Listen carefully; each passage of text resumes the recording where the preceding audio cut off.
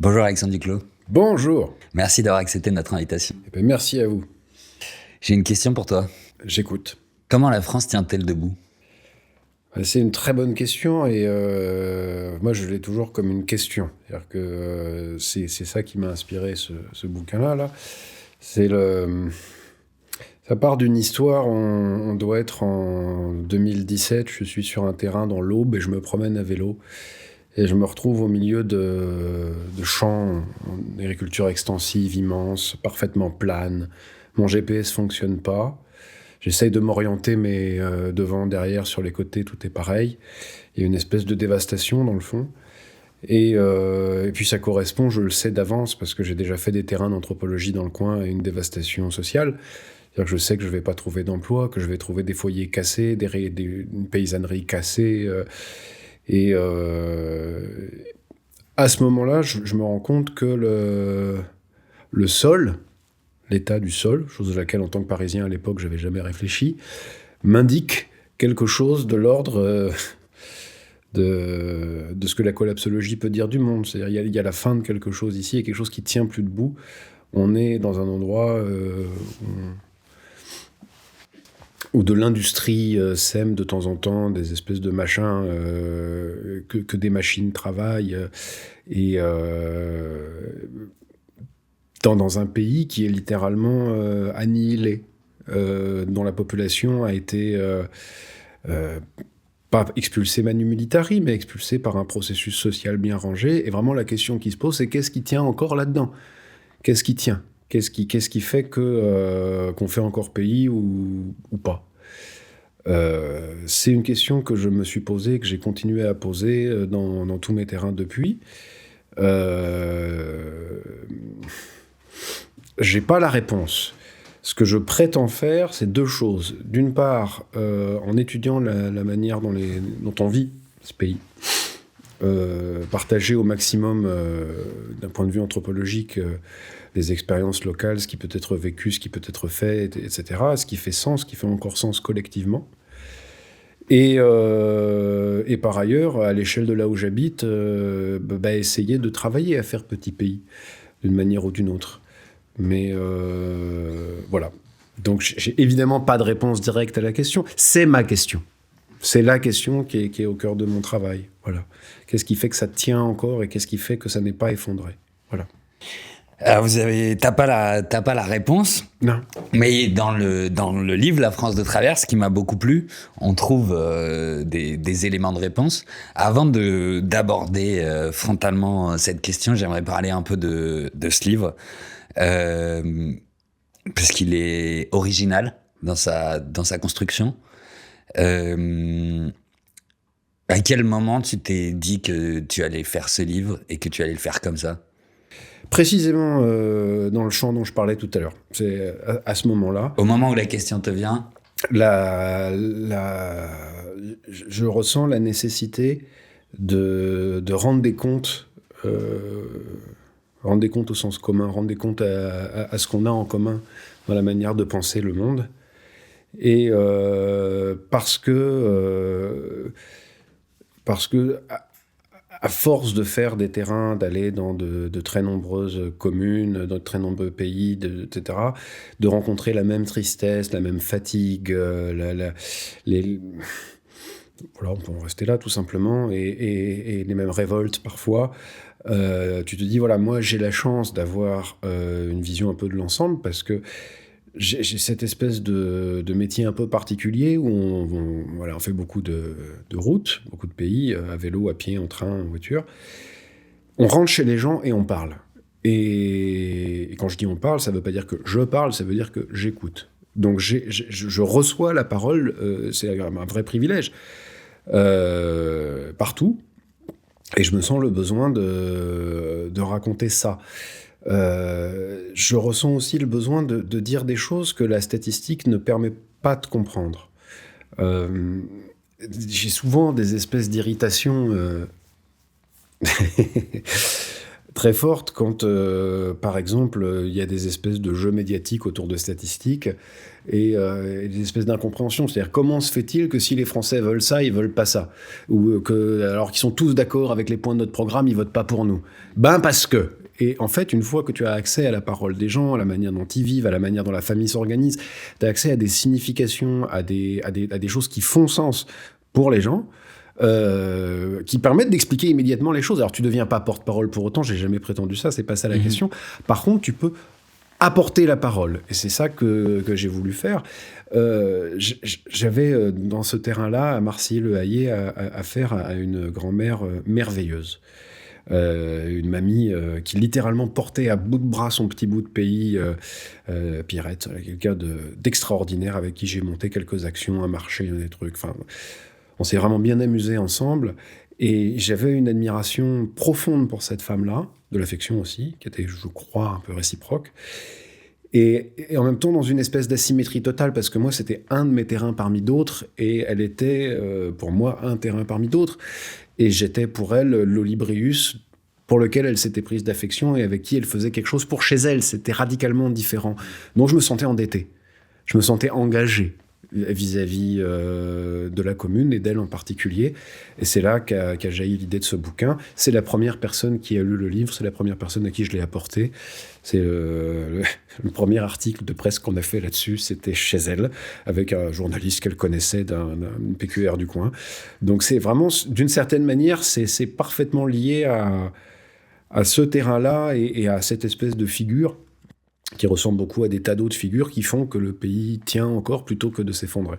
Voilà. Et ça, c'est une des pistes que le livre propose pour répondre à cette question, comment le pays tient encore debout, grâce à Pierrette et aux autres Pierrettes. Pour que les gens comprennent, c'est un livre qui... Comment tu le décrirais ? Tu le décriras probablement mieux que moi. Bon, c'est très simple, hein. C'est un livre d'anthropologie en promenade. Alors, vous imaginez, il y a un anthropologue, alors voilà, et il se promène. Alors, c'est pas vrai, c'est pas comme ça que ça s'est passé, mais ça résulte là-dedans. Je dis c'est pas vrai parce que j'étais envoyé en mission au sud, au nord, à l'ouest, sans arrêt. J'étais amené à aller dans des grandes villes, dans des petites communes, en pleine campagne. Plusieurs fois par semaine, tout le temps. Et à chaque fois, j'enregistre des paroles. Et puis, j'ai essayé progressivement de devenir le lieu d'une synthèse, que ça crée quelque chose à l'échelle du pays. Et donc, littéralement, le bouquin, c'est une série de promenades. Je vous emmène à Marcilly-le-Hayer pour commencer. Je vous emmène à Darnieulles. Je vous emmène, je sais pas, à Troyes.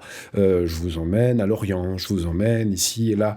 Et ce qui est marrant, c'est que comme je travaille pour plusieurs patrons, ou pour moi-même, il y a des terrains de nature complètement différente qui vont du quotidien des Français sur le lieu de travail, à l'EHPAD, au Dorsel Store, parce que j'ai bossé pour Marc Dorcel, en Bretagne. Voilà, j'ai refait d'autres terrains, d'autres recherches pour lui depuis de manière très étrange, parce que ce qui me pose des questions, il n'aime pas forcément les réponses que je lui apporte, mais il sait qu'elles viennent du terrain.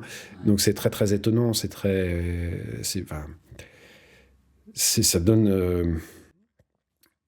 un espèce de mélange qui est en fait aussi mélangé que nos vies, et qui donc, de mon point de vue, forme en quelque sorte l'explication la plus cohérente. Par ailleurs, et je suis plutôt allé par là depuis, je pense qu'on a besoin, en tant que somme de petits pays ou en tant que pays, d'être capable de se raconter nos propres histoires, d'être capable de reconstruire des récits à l'échelle de la vie des gens, tels qu'ils la vivent, le plus possible en dehors des conformismes imposés par la vie quotidienne et qui sont épouvantablement abrutissants. Tu en vois un condensé quand tu prends le métro, le RER, et où quand tu vis à la campagne, ce qui est mon cas, et que tu débarques à Paris, il y a une espèce de baigne moi, c'est une ville que j'adore, que j'ai toujours trouvé avec une espèce de chauvinisme que c'est la plus belle ville du monde, ok. Et quand j'arrive, je suis horrifié. C'est du niveau de conformisme. Et tout le monde habillé pareil, dans le même rythme, avec la même fatigue, le même regard effondré d'une certaine manière. La tête pleine de petits soucis, tout à fait sérieux et compréhensibles, mais à mon sens dérisoires. C'est voilà, tout le monde avec son smartphone, les mêmes habits, une espèce de mimétisme très étrange. Tu vois les zones où il y a plein de policiers, par exemple, ils sont habillés en noir avec leurs treillis, leurs machins, puis tu regardes les mecs en face qui sont en train de surveiller, qui sont en treillis noirs, exactement habillés pareil. Enfin, c'est une espèce de jeu de mimétisme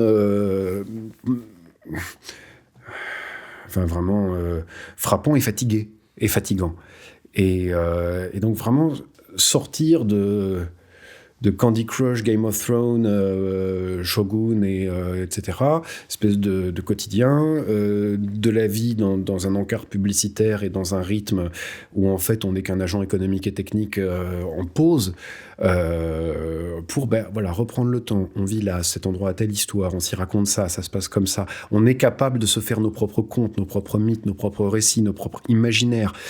Et avec des bribes de paroles de gens, parce que je n'avais pas accès à toute leur vie, j'avais commencé à raconter le pays, sa matérialité, puis à dénoncer aussi quelques folies que j'ai pu apercevoir. Et puis voilà, il y a des choses qui ne sont pas racontées en France, et qui sont... c'est très dommageable. Quelle chose, par exemple ? On apprend à l'école tous l'exode rural. Ouais. C'est pas fini. Non. Par exemple, on est dans un pays dans lequel la campagne se vide, sans arrêt. Ça, un pays qui se vide, c'est très particulier. Ça veut dire qu'en fait, il n'y a plus de pays qui ait un rapport à l'étendue, à la distance. La différence entre vivre dans une ville, c'est un réseau, et un réseau de réseaux, puisqu'on est reconnecté aux autres villes. Et le fait d'habiter, comme je le fais dans un coin de forêt à côté d'un village, etc., c'est que là où on habite, il y a de la distance. S'il y a de la distance, il y a du temps. Si je veux aller là, il faut que je pédale pendant tant de temps, par exemple. Donc, c'est vraiment la négation de l'espace-temps et le développement de la modernité, c'est vraiment ça. C'est l'acosmisme, quoi. C'est le fait de déployer sa volonté dans la négation totale de l'espace et du temps. Bon. Et donc, en fait, en vidant totalement le pays du mode de vie paysan et de la civilisation paysanne, on a aboli simultanément le rapport à l'espace-temps. Mais quel récit on a de ça ? Quel récit on a du démembrement, remembrement, comme on voudra bien l'appeler, de cette espèce de violence extraordinaire, folle, qui en moins d'un siècle a vidé un pays de sa population. Littéralement. Mais même tous les pays. Enfin... Je suis tout à fait d'accord, on pourrait le faire. J'ai adoré faire des terrains en Grèce, en Finlande, en Angleterre, etc., en Pologne, où on veut. Très longtemps à Alexandrie et aux États-Unis, ça c'est dans ma carrière d'anthropologue avant les grands terrains français, ou pendant d'ailleurs. Mais là, je parle d'ici. Et en fait, ce qui est... l'histoire de la destruction de la civilisation paysanne, par exemple, qui est bien documentée, n'est pas racontée. Et un sociologue, par exemple, comme Mandras, qui a travaillé là-dessus, sur la fin des paysans, la fin des sociétés paysannes, fait pas du tout vraiment partie du curriculum obligatoire pour quelqu'un qui se forme en socio ou en anthropologie en France. Alors que c'est le fait anthropologique notoire. Si, par exemple, la structure anthropologique du pays s'est prodigieusement homogénéisée et a été détruite progressivement, c'est ça. Si on veut sérieusement étudier le pays en tant que matérialité, dans sa distance, dans son étendue, dans sa durée par ailleurs, mais c'est le premier sujet qui doit toucher. Et si on veut comprendre la spécificité de la ville en réseau, de la ville comme en fait presque abolition de la ville, parce que Paris a été une succession de villages. Aujourd'hui, c'est un dispositif parfaitement standard et on retrouve la même ville, les mêmes boutiques, les mêmes manières de faire, les mêmes manières de s'habiller à Bruxelles, à Budapest, à Londres, où vous voulez. Enfin, c'est la même chose. Et le prix de l'immobilier est connecté entre Paris, Bordeaux et Marseille. Il y a une espèce de parfaite homogénéité. Pour comprendre la spécificité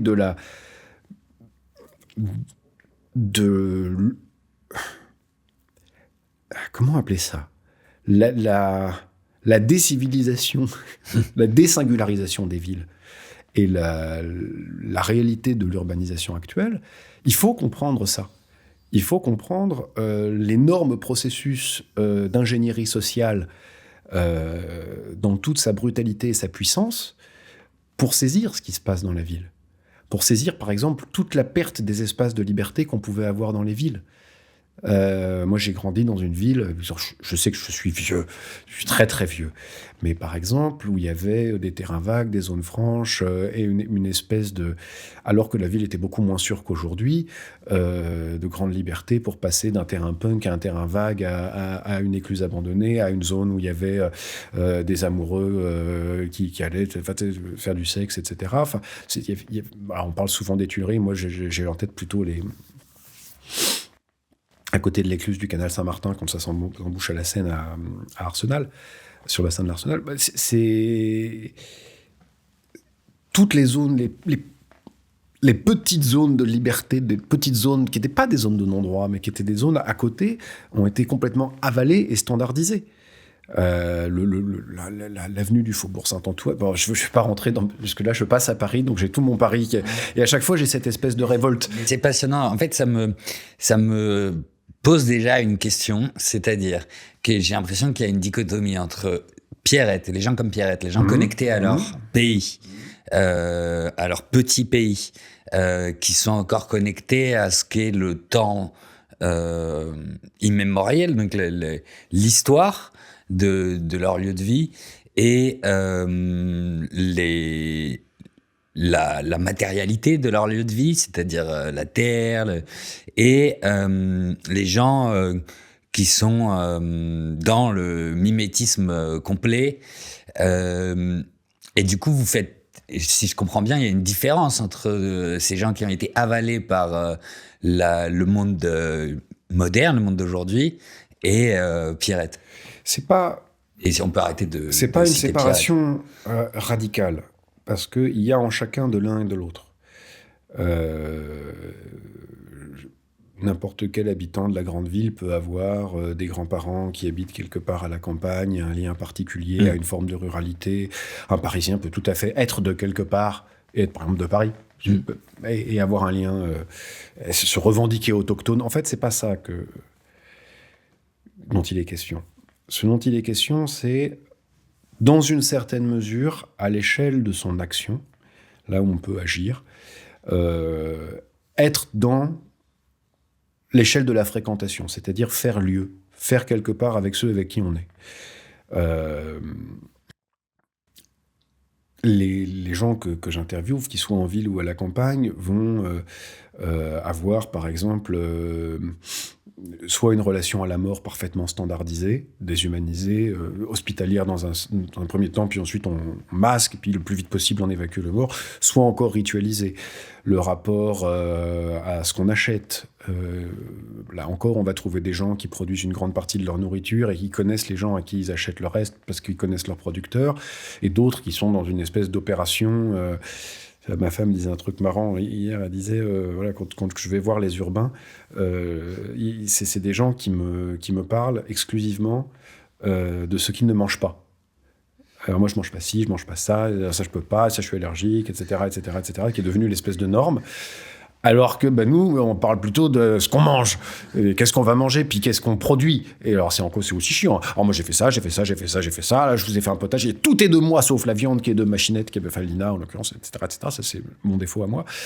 Et donc, c'est vraiment une vraie opposition. Parler de ce qu'on mange ou parler de ce qu'on mange pas. Mais savoir ce qu'on mange, parce qu'on l'a touché, parce qu'on l'a fabriqué, ou croire qu'on sait ce qu'on mange parce qu'on a une espèce de connaissance presque scientifique et technique de l'objet, et ses certifications, et c'est une espèce de rapport totalement étranger l'un à l'autre. Alors, il y a la question de savoir comment est-ce qu'on s'habille, comment est-ce qu'on travaille, effectivement, il va y avoir des différences. La Pierrette en question, si on veut bien la désigner, par exemple, si on rentrait chez elle, dans sa maison, c'était une espèce de petite maison lambda, parfaitement neutre, meublée de manière neutre, soignée, simple, proprette, délicate. Mais on aurait pu être dans n'importe quel lieu de France et du monde dans cette maison. Rien n'était singulier. De la même manière, elle avait un certain nombre de renoncements par rapport à l'état des trottoirs, par rapport à certaines formes de conformisme. Elle savait que ça ne serait plus comme avant par rapport à Dieu, à l'Église, etc. Donc là encore, elle entrait de plein pied dans la modernité par ses renoncements. Elle avait évidemment un téléphone portable, etc., etc. Mais un certain nombre de choses auxquelles elle ne renonçait pas, parce que voilà, ça restait dans le « c'est comme ça, il faut que ce soit comme ça ». Ça précède et c'est plus important que moi, et voilà. Et ça allait par exemple avec les rites. Ce qui doit être fait à telle période de l'année, ce qui correspond à l'identité des gens qui vivent là. Sans pour autant que ce soit un rapport autochtone, nous qui sommes tous nés là. Non, personne n'était là, né là, c'est pas tellement ça. Si, une certaine partie. Mais peu importe. La question n'est pas là. La question, c'est nous qui sommes là ensemble. Il y a des choses au-dessus de nous auxquelles nous tenons et qui nous appartiennent.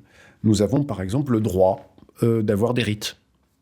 Nous avons le droit d'avoir une culture. Ouais. Ne pas renoncer à ça. Vous savez, il y a cette espèce de truc qui est très, très singulier dans les acteurs étatiques ou para-étatiques de la culture. C'est cette espèce de manière de dire « nous apportons la culture ». On amène une exposition, nous apportons la culture aux populations qui n'en ont pas.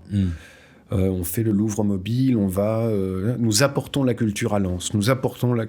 Il n'y avait pas de culture à Lens avant. Il y a une espèce de côté complètement délirant. Et j'en parle parce que c'est hyper important. Une communauté qui tient, c'est une communauté qui a une culture, c'est-à-dire un ensemble de normes, de pratiques, de représentation qui délimitent le groupe et lui permet de tenir ensemble. Sinon, c'est autre chose. Là, on a un élément, parce que dans tenir debout, il y a debout, puis il y a tenir aussi. Ne pas totalement se dissolver en atomes, quoi. Ben, c'est ça, c'est exactement ça, en plasma. Liquide.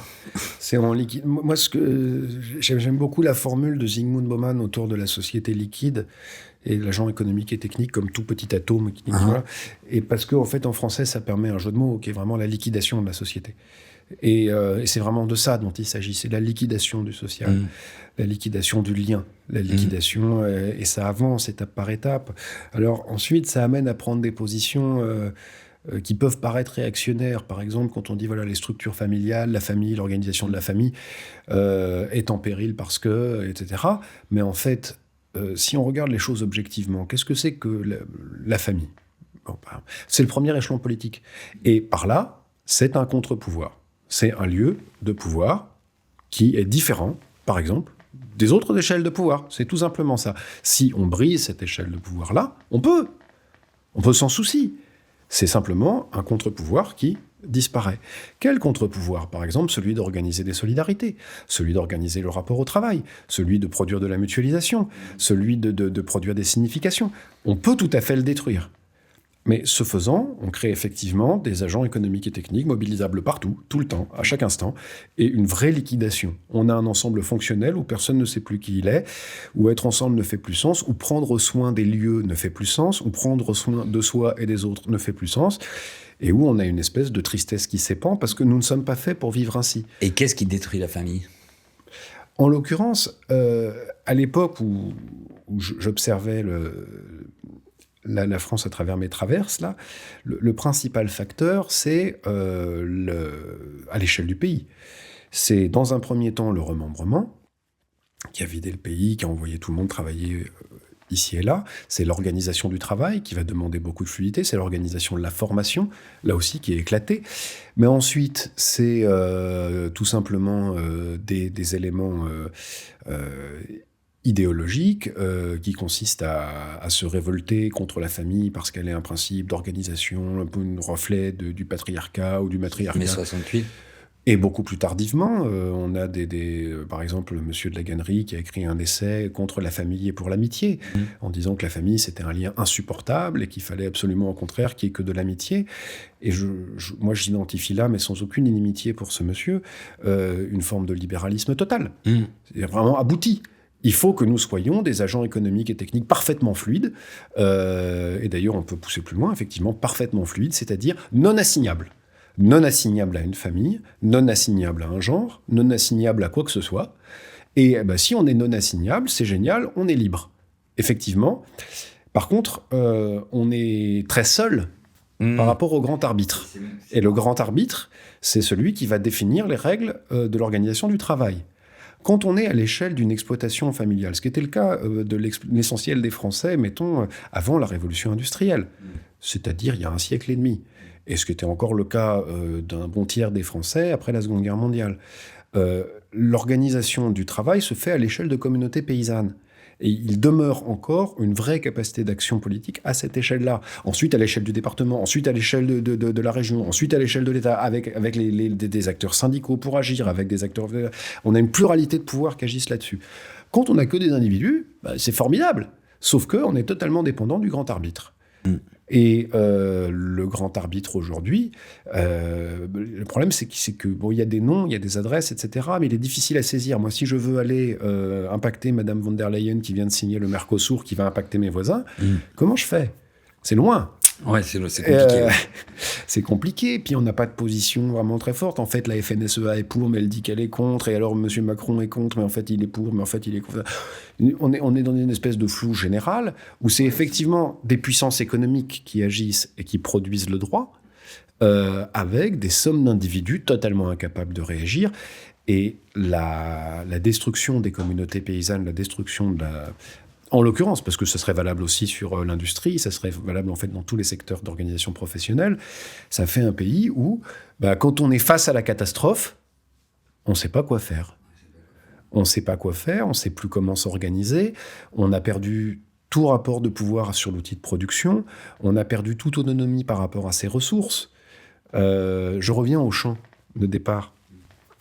Pour un champ pareil, vous imaginez, quand on prend le train, il suffit même, vous n'avez pas besoin de faire comme moi, le vélo, la marche à pied, tout ça. Même quand vous prenez le train, regardez dehors. Voilà. Les grands champs, on en voit partout, qui, au moment où ils viennent d'être travaillés, sont plus lisses que des terrains de billard. On en voit partout, avec des cailloux qui poussent, vous savez, parce que l'érosion des sols, tout ça. Bon, un champ comme ça. Alors, pour les travailler, il faut des machines qu'on ne sait pas produire. Dans les machines, il faut mettre de l'essence qu'on ne sait pas produire.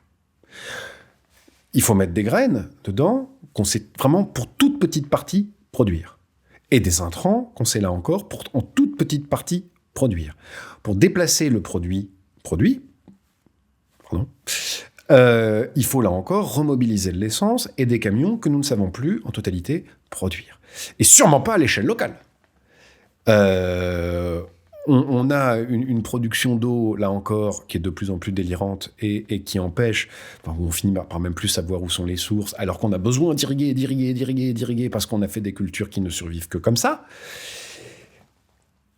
En fait, on ne sait même plus acheter les produits qu'on a produits, puisqu'en fait, on n'en a pas besoin. C'est-à-dire que dès lors qu'on est dans par exemple, là où j'habite, qui est un parc naturel régional, s'appelle le Perche, on exporte 98% de notre production et on importe 95% de notre production alimentaire. En fait, pourquoi ? Parce que ce qu'on produit, on ne peut pas le manger, c'est pas fait pour. Dans les régions céréalières, c'est très simple. Par exemple, on produit énormément pour le vendre à l'extérieur, pour nourrir des vaches ou ceci ou cela. Donc on se retrouve dans des systèmes qui sont pas absurdes, qui ont leur raison d'être économique et technique très précise, mais qui ne permettent aucune forme d'autonomie, aucune forme de solidité, d'appropriation et de singularité, de spécificité. C'est-à-dire que dès lors que vous êtes dans le non-sens, c'est très très difficile. Là, en ce moment, on parle beaucoup des crises agricoles et en même temps, on parle un peu moins des suicides dans l'agriculture, alors qu'on devrait en parler tout autant, exactement en même temps. C'est la profession qui suicide le plus tous les jours. Il y a 2 agriculteurs qui se tuent. Enfin, c'est des milliers de fermes qui ferment tous les ans. Qui ferment. Qui cessent d'exister, ou qui sont effectivement agglomérés à d'autres pour s'agrandir, etc., avec de moins en moins de gens qui y travaillent. Et pourquoi est-ce qu'il y a autant de tristesse, de malheur dans ce milieu agricole, plus que paysan d'ailleurs ? Pourquoi est-ce qu'il y a autant ? Parce que ça n'a aucun sens. Ça n'a aucun sens. On agit en détruisant les sols en le sachant, les rendements baissent et le besoin de mettre des intrants augmente, donc on a quelque chose de moins en moins rentable, avec des normes qui vous rappellent tous les jours, déjà que vous allez peut-être empoisonner les gens, mais que par ailleurs, vous vous empoisonnez vous-même et vous êtes les premiers à vous empoisonner.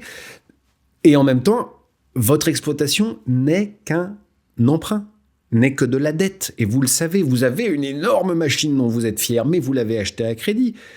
Et vous n'êtes qu'un crédit au bout d'un moment en tant qu'exploitation. C'est invivable. Donc en fait, on décharne totalement la vie sociale de ce qui fait normalement sa première échelle, qui est l'échange de signification. Comment est-ce qu'on s'invente une interprétation du monde là où on est, et comment on peut y participer et la réinventer. Là, elle est totalement subie. Et donc, effectivement, ça crée un pays où qu'il est très difficile de fêter collectivement, à l'échelle locale comme à l'échelle plus importante. Et quand je dis que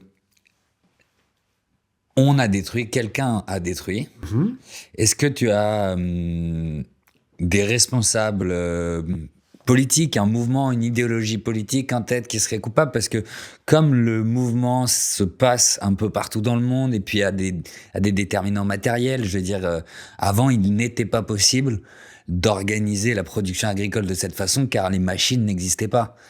Puis les machines sont arrivées, et est-ce que c'est l'idéologie politique qui a produit ce désenchantement, si on veut, cette spoliation du terrain, de la terre, ou est-ce que c'est la conséquence du progrès technique? Alors, 2 réponses à ce sujet. 2 et demi. La première...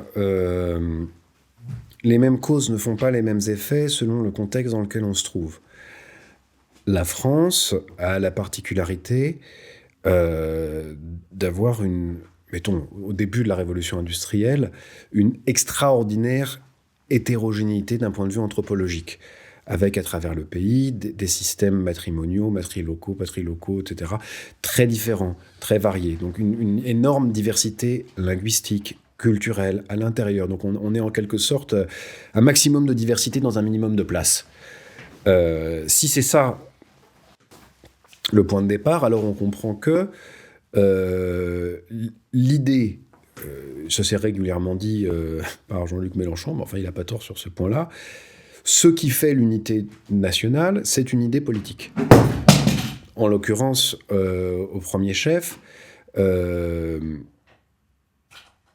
l'idée de faire nation. Et voilà. Non pas autour d'une ethnie, non pas autour d'une religion, non pas autour d'une unité linguistique, mais d'abord ça. Alors ensuite, on a produit l'unité linguistique avec beaucoup de violence. Et mais peu importe. Dans un ensemble aussi hétérogène, la modernité a produit des effets singuliers. Bon. Alors ensuite, en France, il y a un mélange de causes comme partout. Ah oui, le et demi. Le et demi, c'est la technique. Il n'y a pas de progrès linéaire, ni dans les sociétés, ni dans les cultures, ni même dans la technique. Je lisais là-dessus les travaux d'Alain Gras. C'est-à-dire que on a vraiment affaire à des trajectoires. Moi, c'était toute ma formation à la fac, le cours sur le progrès technique et comment quitter le roi Gourand. Et voilà. Mais peu importe, l'évolution de la technique n'est pas un principe de nécessité et donne des résultats différents. La même cause ne produit pas le même effet. En France, on a plusieurs choses qui se superposent, mais s'il fallait identifier une ligne, une trajectoire, qui s'exprime encore très largement dans la manière dont les élites du pays conduisent le pays, dans ce qui est enseigné à Sciences Po, dans la manière dont on forme les élites du pays. Quand je dis élite, c'est pas un jugement qualitatif, c'est simplement la description des postes. C'est la ligne qui est décrite par Bourdieu dans la production de l'idéologie dominante. C'est-à-dire, vraiment, on part du saint-simonisme, d'une idée que la raison peut éclairer le progrès, etc., et qu'il faut absolument former des élites capables de penser, etc. Ça nourrit un mouvement catholique qui, un peu avant la Première Guerre mondiale et surtout après la Première Guerre mondiale, va affirmer qu'il faut absolument produire des élites capables de s'extraire du dilemme entre mercantilisme et communisme. Et donc, autour de groupes à Polytechnique, de la revue Esprit, on forme comme ça des générations de gens à dire il faut des corps d'État, il faut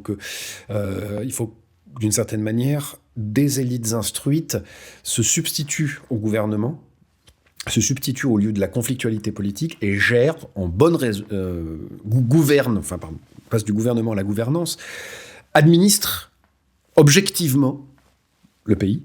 Et donc, en fait, passer du gouvernement des gens à l'administration des choses. Voilà. Ça, là-dessus, défaite de la Seconde Guerre mondiale, école d'Uriage, qui est l'embryon de l'ENA, avec cette idée que la France a perdu parce qu'elle a manqué de ces élites-là. Et à ce moment-là, on décide de fonder l'ENA, de créer les corps d'État, les grands corps d'État. Et il y a vraiment cette idée en France, c'est une technocratie très particulière, qu'il va de soi que les élites formées ont une compréhension et une intelligence de ce qu'il faut faire, incommensurable au peuple. Voilà. On est totalement persuadé de ça.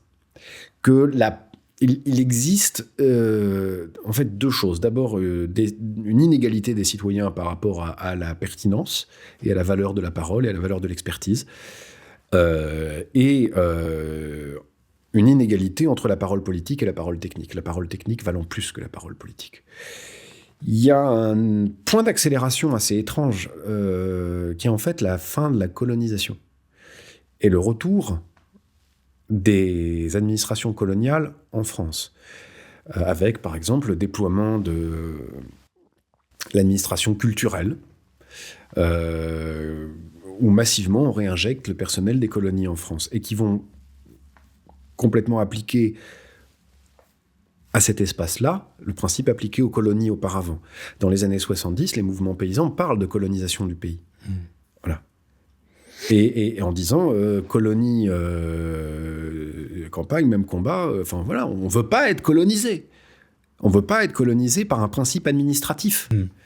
On ne veut pas devenir les objets de votre administration. On est des sujets, on est des gens, on est des sujets politiques. Voilà, bon, c'est quelque chose de dramatiquement efficace parce que ça va produire ensuite une énorme uniformisation à l'échelle du pays. Alors, qu'est-ce qu'on pourrait dire d'autre encore ? Ensuite, il y a des... Mais cette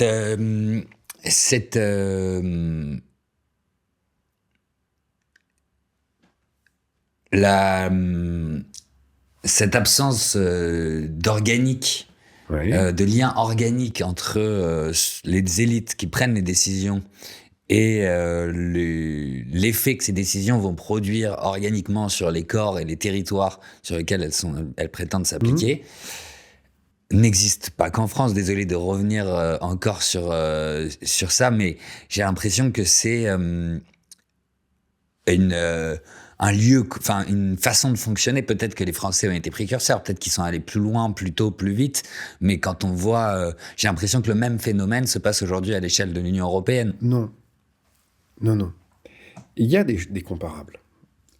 Mais aller en Roumanie aujourd'hui, en Hongrie, ou en Autriche, tiens, pour boire un chocolat, puis monter en Allemagne, aller en Angleterre, et vous verrez des cultures politiques radicalement différentes.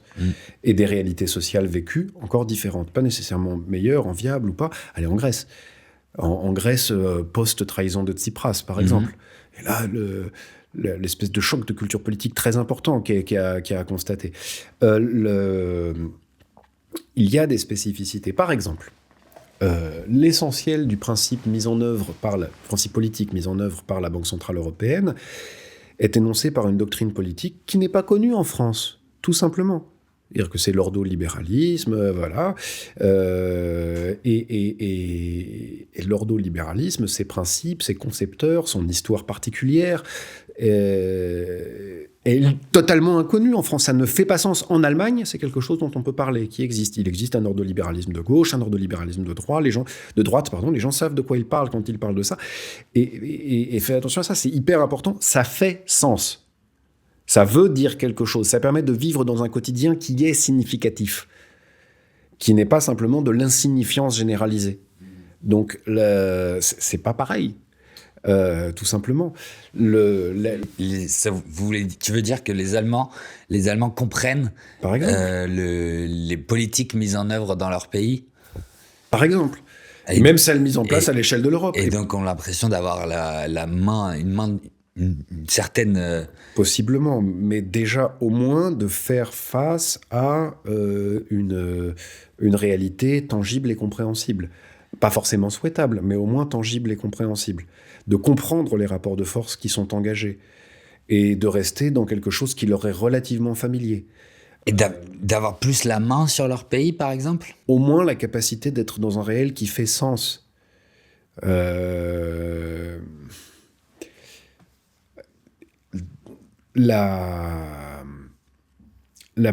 Je suis pas sûr, par exemple, que... je suis pas sûr qu'en France, on ait la compréhension même de l'émotion qui nous traverse. Je parlais tout à l'heure de l'irritation entre ce que l'anthropologue sait quand il fait du terrain et l'interprétation des chiffres et des sondages. Il y a une interprétation, par exemple, du vote Front National qui est complètement erronée quand on se contente de l'interprétation produite par les principaux médias. Et évidemment, il devient complètement impossible de combattre quelque chose quand on ne le comprend pas à ce point-là. C'est extrêmement difficile. Et moi, je voulais plutôt aller là. J'ai vraiment l'impression d'une schizophrénie devenue nationale. C'est-à-dire que chez les citoyens, quelle que soit leur classe, leur milieu, leur origine, etc., il y a une espèce de... sauf chez certains, faisant partie de toutes petites minorités militantes, et encore, c'est ce que j'appelle la schizophrénie syndrome Hanouna, ou syndrome BFM TV, ça dépend de l'humeur que j'ai. Alors ça veut dire que on est coupé en deux. Il y a la manière de parler politique comme on le ferait en écoutant un sujet de BFM TV, et la manière de parler politique telle qu'on parlerait avec son voisin. Alors moi, j'ai des voisins, par exemple, qui votent Rassemblement National. Quand je parle avec eux, mais jamais de la vie, il n'est pas question de ça. Évidemment que dans un truc de voisinage, il n'y a pas de racisme, pas de xénophobie, peut-être... Enfin, voilà, c'est pas... Ils sont pas dupes, ils décrivent le RN comme un club gay, enfin, ils s'en moquent totalement, et pourtant, ils vont voter. Hein. Et alors, par contre, si tu les enclenches avec les éléments de langage de la discussion médiatique du moment, ils vont immédiatement te rentrer dans la gueule et dire, voilà, prendre la position de celui qui essaye d'échapper au mépris social, au mépris de classe, et à ce moment-là, effectivement, vouloir t'envoyer un crachat à la gueule, foutre au cul. Voilà. Et le vote passe par là. On veut leur foutre au cul. Voilà. Ouais. Donc, nous qui avons été détruits, nous qui sommes sur le bord de la résignation, mais pas encore résignés, la seule chose qu'on vous enverra à la gueule, c'est un crachat. C'est assez marquant. Et vivre comme ça dans une schizophrénie où n'importe quel citoyen que tu rencontres peut être Dr Jekyll et Mr Hyde, selon les termes avec lesquels tu l'abordes, ça donne une réalité quotidienne dans laquelle il est tout simplement extrêmement difficile d'avancer. J'ai un copain avec qui on a monté un processus d'audition citoyenne qui a beaucoup, enfin un copain, c'est devenu un copain, mais il m'avait appelé en tant qu'anthropologue pour commencer à le monter dans les Hautes-Alpes. Et donc il y a eu des milliers d'entretiens, tout ça, d'auditions, dont beaucoup ont abouti à des agoras citoyennes, à voilà, toute une affaire politique. Le point de départ qui était extrêmement frappant, c'était la difficulté qu'on avait par rapport à des remontées où la classification politique normale ne pouvait pas prendre en charge ce qui était dit. C'était impossible. Je me souviens comme ça du choc à propos d'une interview de jeunes agriculteurs Rassemblement National qui décrivaient parfaitement le programme de l'avenir en commun de la France Insoumise comme revendication. Et en disant, et donc on va voter Rassemblement National. C'est-à-dire que ça une espèce de de trucs dans lesquels les militants, pour qui servait cette grille de lecture, et justement pour déconstruire leur grille de lecture, moi j'avais demandé de laisser les tracts de côté, d'arriver avec des questions très simples pour construire un programme en relation avec ce qui fait sens localement. Et d'un seul coup, on comprend que la carte est fausse, que la représentation qu'on se fait collectivement, au seul point où se touche, c'est marrant ce mot média. C'est-à-dire qu'en fait, pas longtemps, ma fille qui a 6 ans m'a demandé qu'est-ce que c'est qu'un média. Et je dis, bah voilà, en fait, c'est ce qu'il y a entre les gens qui les rassemble. C'est un circuit d'informations et de données, d'images, etc., qui au milieu et qui rassemble. Mais quand ça devient la seule chose qui rassemble, et que le quotidien est tellement effrité qu'on ne peut pas se parler, construire, s'associer, faire groupe, vers quoi que ce soit, ben, dès lors, ces contenus-là font réel. Alors, tu parlais des causes. À un moment donné, effectivement, l'organisation du travail et l'organisation du loisir, l'effondrement des corps intermédiaires, sont à la fois causes et conséquences, mais facteurs d'accélération, on pourrait dire, d'un principe d'effondrement. Ce qui est sûr, c'est qu'ils ne sont jamais, en aucun cas, facteurs de ce qui fait que ça tient. Et ce qui fait que ça tient, justement, ce qui fait que ça tient, dans le sens où... Et on va continuer à prendre d'autres pays quand même, où on va garder l'Allemagne comme référence, parce que au tout début de notre entretien, tu nous dis les gens qui font la gueule, qui sont dépossédés de la compréhension du lieu où ils vivent et d'une certaine maîtrise de leurs conditions de vie, on les trouve pas qu'en France. Non, bien sûr. Mais une fois encore, ma réticence à parler des autres pays, je pourrais la mettre un peu lâchement, l'imputer à un esprit de sérieux. C'est-à-dire que là où j'ai fait l'essentiel de mes terrains, c'est là. Et le fait qu'il y ait des comparables change rien à la réalité de ce qui est décrit. Alors... moi, ce qui m'intéresse, c'est que l'endroit où je vis, la langue que je parle, les références, l'univers culturel dans lequel les gens que j'aime, enfin tout ça, soit encore cette espèce d'être, cette espèce de tiers inclus, cette espèce d'altérité qui est entre nous et nous rassemble. Voilà, c'est bon.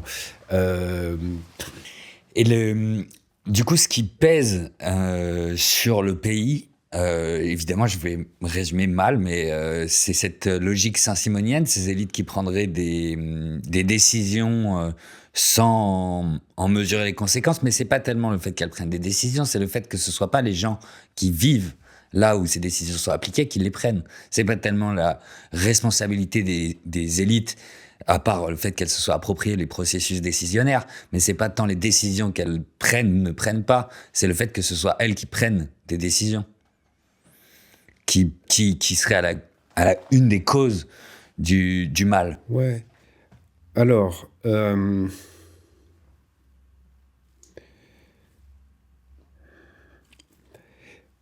bon, d'abord, un tout petit commentaire par rapport aux élites. En ce qui me concerne et dans ma pratique, je laisse toujours de côté les hypothèses intentionnelles, donc l'intentionnalité, etc.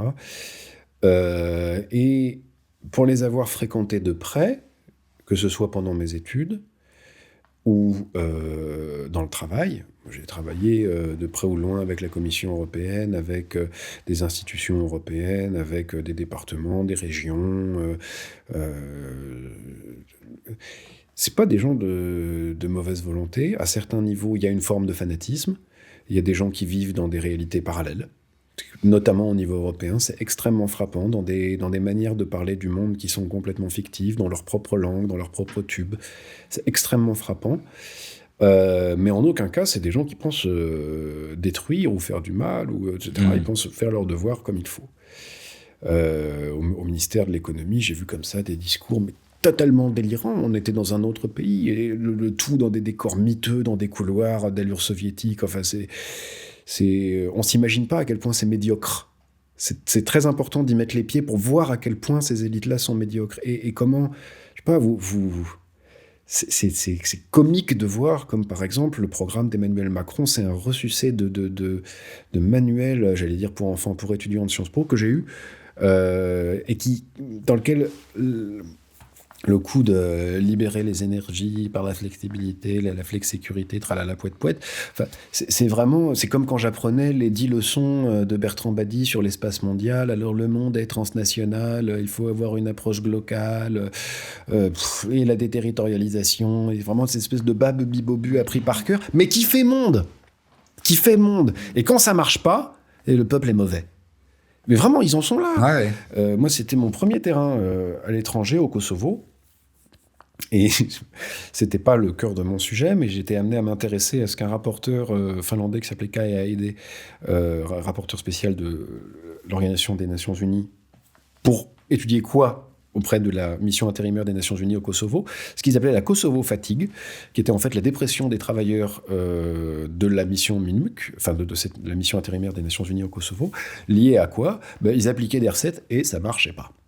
Ils appliquaient des trucs appris à Sciences Po, et il y avait 60% de chômage, des coupures d'électricité tout le temps, rien qui marchait, la mafia qui se développait. Et t'es là, mais le peuple est vilain. Il y a 60% de chômage, mais c'est parce que c'est des fainéants drogués. Et vraiment, et en même temps, ils voient bien qu'ils disent des conneries, et ils créent une espèce ça peut pas faire autre chose qu'un effondrement de l'image de soi, et une espèce de haine pour ce qui déclenche l'effondrement de l'image de soi. Et parmi les élus, en France, dans la vie quotidienne, je rencontre très souvent ça. L'idée que on est obligé de faire les choses en cachette, parce que sinon on va toujours avoir les mêmes qui grognent, de toute façon ils comprennent pas ce qui est bien, ils sont incapables de lire un PLU et un SCOT, ça demande une espèce de... Et une vraie bonne foi dans cette croyance que le peuple est bête. Et évidemment, il vaut mieux pouvoir se le dire sans se le dire, par une espèce d'évidence quasi féodale que les dominants sont naturellement de bons dominants et qu'ils ont raison de dominer. Et pourtant, ils sont bien obligés de se mélanger un peu, parfois, le moins possible, chacun restant bien à sa place. Et effectivement, ça crée une situation dans laquelle les élus de proximité ont de plus en plus de mal, parce que on leur demande, par exemple, de bouffer des documents administratifs imbuvables, du genre PLUI, SCOT, etc., qui les séparent des gens qui sont leurs administrés. Et simultanément, eux, effectivement, ils sont tout le temps là, avec la mère Michu, avec le père machin, et qui a besoin de ceci, qui a besoin de cela, et l'organisation de la vie communale. Et ils sont obligés d'être dans cette espèce d'entre-deux qui est intenable. Je me souviens plus du tout de la question, tellement je suis parti loin. Sur est-ce que le problème, c'était les décisions prises par des élites ou le fait que ce soit ces élites qui soient chargées de prendre des décisions ? En fait, les deux. Il y a une succession de décisions qui ont été prises, et on peut dire les élites, mais qui ont été prises effectivement de manière générale par la tête de l'État, pourrait-on dire. Et la tête de la bourgeoisie en France. Bon, voilà. Et on pourrait dater ça, je sais pas, du plan Freycinet. Le début, ça serait là, de mémoire, le grand plan de développement des lignes ferroviaires à travers la France, et qui marque vraiment l'idée que, à travers une ingénierie, on va produire de l'ingénierie sociale. Pourquoi ? Parce qu'on va spécialiser les régions dans telle ou telle production, parce qu'on va pouvoir déplacer les productions grâce à un plan de développement du chemin de fer. Et à partir de là, effectivement, on aurait une série de décisions qui progressivement modèleraient les choses.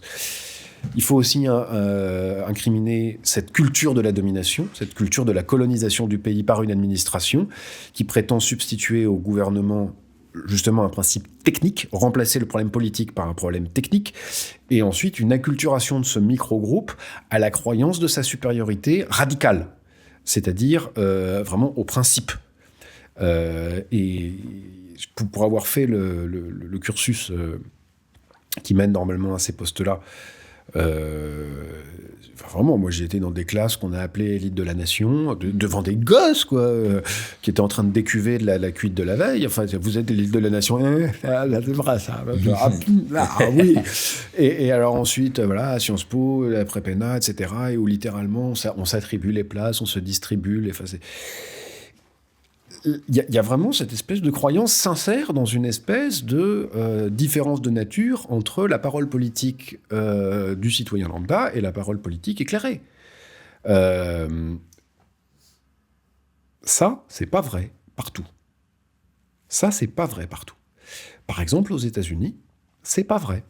La parole politique du dernier imbécile venu sera tout à fait légitime à s'exprimer. Voilà. Et parfois, c'est vrai que dans des discussions politiques, ça peut être extrêmement surprenant. Parce que, en tant que franchouille, on a beau être anthropologue et habitué à écouter tout le monde, là, d'un coup, bah ouais. Et puis c'est bien, d'ailleurs, pareil. Ça, c'est mon avis. J'ai des souvenirs qui viennent me polluer à ce moment-là. Ensuite, l'autre partie de la formulation est tout à fait vraie. Moi, je pense, par exemple, qu'il y a plusieurs manières de penser une constituante. Si on doit être amené à penser une constituante, il y a principalement 2 manières. L'idée qu'on élit un corps constituant, ou on sélectionne arbitrairement un corps constituant, ou bien, même, clac, on décide que le peuple se met, à l'échelle cantonale ou infracantonale, en état de se mettre en travail pour produire un travail constituant. Dans un cas comme dans l'autre, il peut être produit une constitution. Alors on va dire, oui, mais le deuxième, c'est trop lent, ça va être bordélique. Tant mieux! Il faut absolument perdre du temps, parce que le principal gain d'un processus constituant, c'est de se fréquenter, c'est de s'affronter à l'échelle locale, c'est de se parler les uns aux autres, c'est de faire communauté politique à l'échelle de là où on vit. Bon, ça c'est un premier point. Ensuite, c'est de jamais substituer à la fréquentation le dispositif technique de production au nom d'un principe d'efficacité qui en fait vise une efficacité technique et pas une efficacité politique. Or, c'est la seule chose qui nous intéresse, du moins de mon point de vue, si on veut vraiment prendre soin du commun. Et par ailleurs, pourquoi diable admettre que la Constitution soit à un moment donné arrêtée? Pourquoi imaginer que un État doit avoir un principe, un règlement fonctionnel, fixe? Pourquoi donc? Pourquoi ne pas imaginer, par exemple, que la constituante soit un État permanent, dans lequel chacun consacrerait 2 heures, 3 heures, une demi-journée par semaine, peut-être pas tous les ans, mais la plupart du temps, pour aller dans une assemblée cantonale, à l'occasion d'un marché, à l'occasion de ceci, cela, dans un lieu où on parle, où on mandate, où voilà. Et à l'intérieur de ça, l'idée que peut-être quelques principes sont stables, un certain nombre de valeurs ne bougent pas, le préambule de la Constitution, j'en sais rien, et que le reste soit tout le temps en travail. En fait, c'est là la résurgence de 2 phobies liées à la démocratie. Toute l'histoire de la philosophie sont marquées, et donc évidemment toutes les élites qui ont fait leurs humanités ont bien appris quoi ? 2 principes allergisants vis-à-vis de la démocratie. La démocratie fait peur parce qu'elle est instable. Le grand fantasme, c'est Platon, à Spinoza. La démocratie est impossible parce que le peuple change tout le temps d'avis. Le peuple est volatile, donc c'est pas possible. Quand on fait partie des élites, on croit ça. Premier problème. Deuxième problème, et ça, il faut vraiment faire partie des élites, ceux qui ont fait grec au lycée. Démos, contrairement à ce que le vulgus pecum croit, ça veut pas du tout dire le peuple. Ça veut dire le lieu. Ah ouais? Ouais. Ou alors, il faut être grec pour le savoir. En fait, un dème, c'est un arrondissement. Donc, en fait, démocratie, ça veut pas du tout dire le pouvoir du peuple, ça serait Laos, le peuple. Démos, c'est le pouvoir des arrondissements. Ou, si on veut bien, des gens qui habitent l'arrondissement.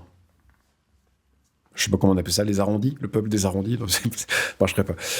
En fait, la démocratie, c'est un principe dans lequel le pouvoir n'est pas descendant, mais monte des lieux vers l'organisation collective. Et là, il y a un autre truc encore qui est très, très, très crispant. C'est le sens dans lequel ça va, c'est-à-dire qu'on part des lieux. Et les lieux, on y est allergique dans notre modernité. On ne veut pas que le monde existe. Tout simplement parce que la mondialisation, la réussite, c'est quoi ? C'est faire l'économie du temps et de l'espace. C'est être capable d'envoyer des informations hyper loin dans le monde, de passer ses vacances aux Bermudes, de pouvoir joindre n'importe qui, n'importe quand par téléphone portable. C'est ça, la mondialisation. C'est l'accélération des flux économiques et techniques. Et être capable de faire comme si ça n'existait pas. Et bien là, la démocratie, elle impose de faire comme si ça existe. D'où le coup de génie des Gilets jaunes de dire, bah oui, mais là, on arrête de circuler. Parce que justement, nous, on a besoin de parler, alors on prend les ronds-points, puis on s'assoit, on les bloque un petit peu, et voilà, on va ralentir la circulation des informations, des marchandises, etc., parce qu'en fait, il faut qu'on se parle. Il faut qu'on remette en place plusieurs choses, la dignité de chacun, la possibilité de se parler, la dignité de citoyen, c'est-à-dire d'être d'une manière ou d'une autre, faire partie du souverain, d'être capable de réclamer de nouveaux droits. Bon, voilà. Et ça prend de casser le temps de l'échange, de la circulation des marchandises et des gens qu'on pourrait quasiment assimiler à des marchandises. On arrête ça. Oui. Donc ça, c'est par exemple profondément la vieille phobie de la démocratie. C'est l'instabilité. Tu parles pour liquider la société par peur de l'instabilité, truc complètement fou. Les mecs, ils veulent que ça change tout le temps, mais surtout pas que ça vienne du peuple et surtout pas que ça vienne des lieux. Donc c'est voilà, ça effectivement, pour répondre donc précisément à ta question, il y a une série de décisions prises par les élites qui sont identifiables. Par exemple le remembrement, par exemple l'entrée dans le traité de Maastricht, par exemple le traité de Lisbonne, par exemple la création de la BCE, par exemple, etc. Il y a une série de décisions qui sont de cet ordre-là, dans la création de la France telle qu'elle est actuellement. Il faudrait faire les mêmes constats par rapport à la production des routes. Il y a le grand tournant complètement débile de l'économie de service et de la désindustrialisation et de l'idée que... Bref. Donc on a des séries comme ça de décisions, et simultanément, il est vrai que l'essentiel de la problématique, c'est que la décision n'émane pas d'une échelle de la fréquentation, jamais. Ce qui, en fait, prive de dignité citoyenne, c'est-à-dire de capacité, de qualité de sujet de droit, la totalité des individus. Et à l'intérieur de ça, mon problème n'est pas d'où vient la décision. Le problème est que les gens ne se fréquentent pas et n'aient pas l'occasion de parler ensemble de leur commun et de le produire autant que faire se peut. Voilà. Oui, la décision devient un moyen et pas une fin, en fait. La prise de décision. La prise de décision. Alors, il y a un truc aussi qui est marrant dans tous les petits protocoles de résistance un peu partout qui se créent. Vous n'avez pas une asso aujourd'hui, pas un truc de démocratie participative, pas un collectif de mise en transition de la commune qui s'organise, dans lequel il n'y a pas un volet éviter les conflits, favoriser la bonne circulation et l'écoute à l'intérieur du groupe, etc. Où en fait, on va considérer là encore qu'il faut que l'échelle de la fréquentation soit soumise à une connaissance technique externe. C'est très marrant. Et on va finir des gens formés à la fluidité des échanges, formés à l'animation fresque du climat, etc. Toutes choses qui sont très bien et très distrayantes. Mais toutes choses dans le fond où on se retrouve dans le modèle où une compétence externe va pouvoir venir médier. Parce qu'il y a une acculturation qui a été faite. Je veux dire, il y a beaucoup de gens à l'échelle locale qui n'appartiennent pas aux élites, mais qui se sont faits à l'idée que la technique que disent posséder les élites les rend plus légitimes qu'eux pour décider. Mais pour moi, c'est une pollution un peu différente et plus ancienne, mais très clairement saint-simonienne et qui s'inscrit dans cette idée que le conflit est mauvais. Cette idée qu'il faut éviter le conflit. Qu'il faut absolument rentrer dans des procédures discursives qui permettent de produire du consensus. Parce que le dissensus en politique, c'est mal. Et qu'il faut absolument éviter la tyrannie de la majorité, parce que c'est mal, là encore. Dans l'idée que, par exemple, on ne peut pas convaincre, mais simplement concilier les intérêts et trouver par des procédures, c'est-à-dire des paroles fixes, des techniques, une issue. Et c'est par exemple le principal outil qu'a l'État pour organiser les discussions locales, ce sont des processus de débat public organisés par la Commission nationale du débat public, dans lequel on a des débats, consultations très organisés, qui procèdent de techniques, et qui, en fait, ne produisent aucune décision à la fin. Puisque la décision, par exemple, d'implanter ou non des éoliennes, la décision d'implanter ou non un site d'enfouissement de déchets radioactifs ne dépend pas du tout, par exemple, du résultat. Voilà. Et j'aimerais comprendre les dynamiques en cours, c'est-à-dire ce qui tient le pays, même si tu ne donnes pas la réponse, moi je la cherche dans le livre quand même, ça va être les gens qui continuent de vivre à l'échelle de leur lieu, et de s'approprier le lieu en connaissant son passé, en essayant de construire son futur, avec les gens autour d'eux. Ils sont de moins en moins nombreux, les gens comme ça. Je ne sais pas. Parce que l'exode rural se poursuit. Là, on parle de deux choses différentes. Une chose est, et semble quasiment inéluctable, la déshabitation du pays. En d'autres termes, on se retrouve... faut regarder une carte, je sais pas, par exemple, de la circulation des agents tous les jours. Et on va voir quelque chose d'assez juste, parce qu'on va voir apparaître les métropoles, carte des lumières prises par satellite la nuit, on va voir apparaître les métropoles, et des réseaux de circulation entre les métropoles. Avec le long des réseaux de circulation, encore des petites usines, des petites miettes, des petits logements, etc. Donc, en fait, on a le développement d'un pouvoir réticulaire. C'est un réseau. C'est plus un pays, c'est un réseau. Donc tout ce qui est étendue, distance, etc. est fondu dans un réseau entre des pôles et ce qui relie les pôles. Dans l'étendue, c'est-à-dire dans le pays, entre les mailles du filet, si on veut bien, il y a deux types de population. Une population qui est entièrement au service de la ville, avec son rythme, ses machines, ses produits, voilà, qui fonctionne littéralement au rythme et selon les ordres de la ville ou du réseau. Et puis des populations qui viennent se réfugier à l'extérieur, parce qu'effectivement, en même temps que l'État abandonne des petits pays, en fermant la maternité, puis l'école, puis tous les services de l'État, puis etc., etc. Vous savez, c'est l'espèce de description habituelle. On a fermé la poste, et puis on a fermé l'école, et puis on a alors la boucherie a fermé, et puis ensuite il y a l'hôpital qui a fermé, la maternité qui a fermé, et puis quand tout ferme, oui, mais quand tout ferme, il n'y a plus l'État. Et quand il n'y a plus l'État, se dégagent des zones dans lesquelles il y a pas mal de liberté. En même temps. Si tant est que on ne soit pas trop proche non plus du réseau ferroviaire et du réseau autoroutier, qui va apporter des gens qui travaillent selon les modalités de la ville, et donc créer des problèmes. Des gens du tube. Des gens du tube. Or, voilà, quand on est à la fois... il se crée des zones de nouveaux droits, d'une certaine manière, où on peut renégocier une vie. Mais c'est inconfortable en un sens, et peu de gens veulent y habiter. C'est inconfortable parce qu'on n'a pas accès à tout le confort moderne, bien que le plus grand désert médical soit en Seine-Saint-Denis. Enfin, peu importe. On a l'impression d'être, d'une certaine manière, à l'abandon. Et néanmoins, c'est un espace de liberté, donc il y a des néo-ruraux qui s'y installent, ou des ruraux anciens qui bricolent, qui font des choses, etc.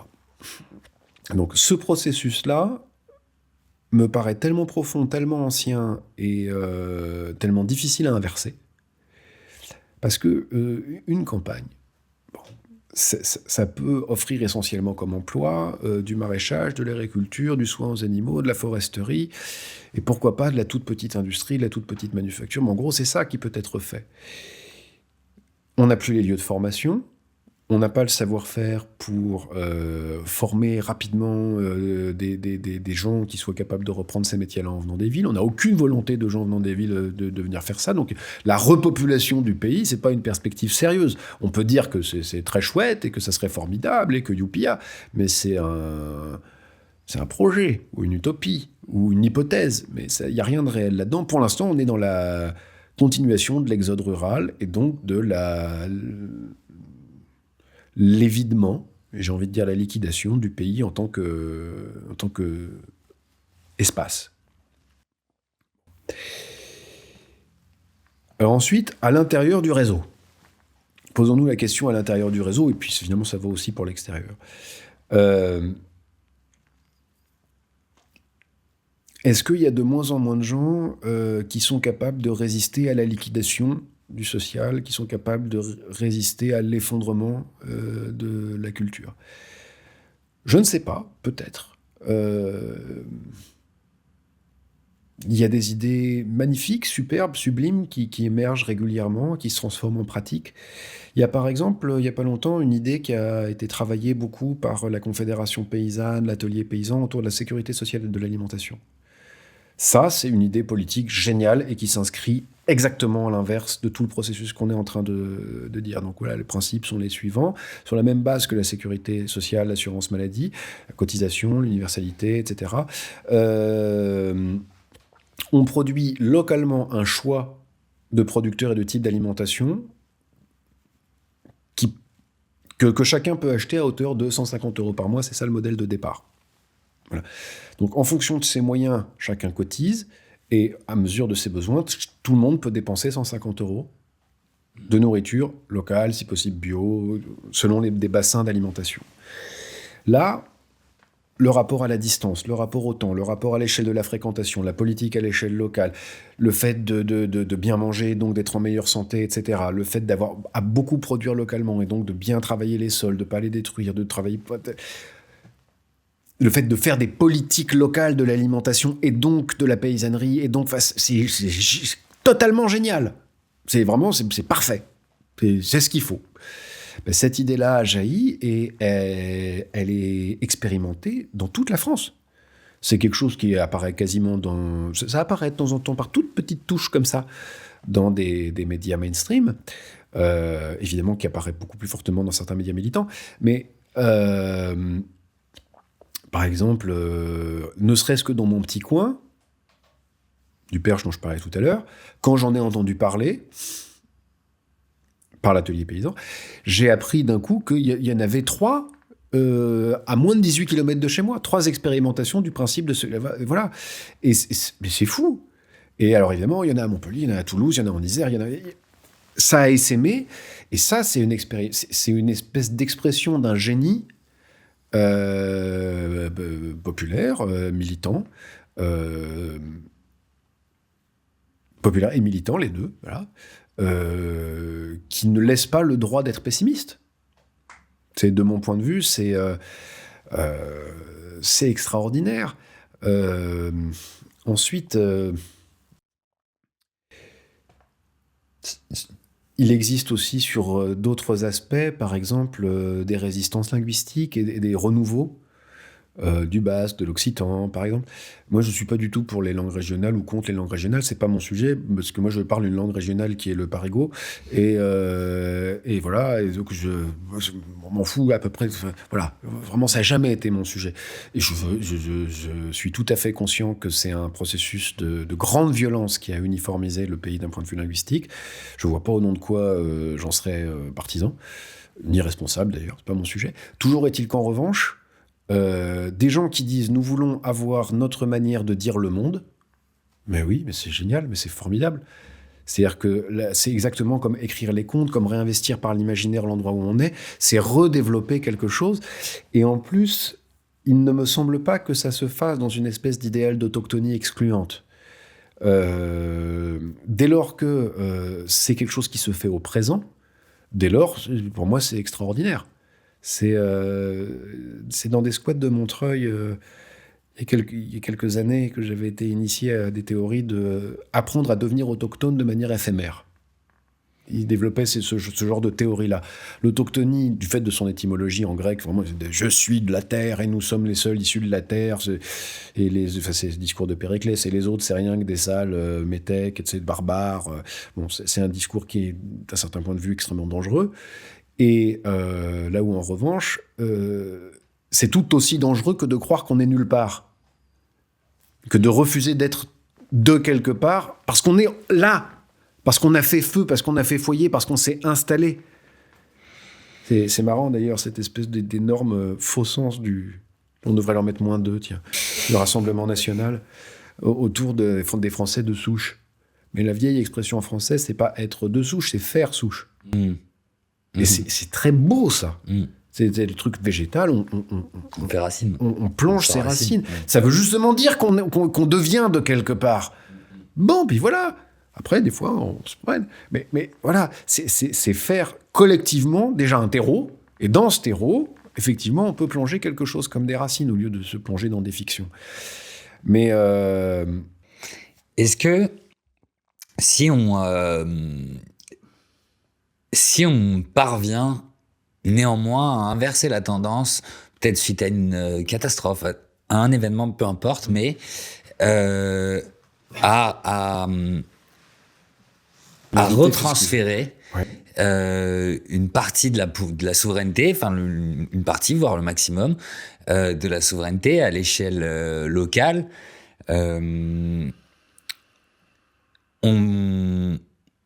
tu crois que ça revitaliserait les gens dans leur être, ça revitaliserait les lieux, de retrouver ce lien avec cette dignité de décider de notre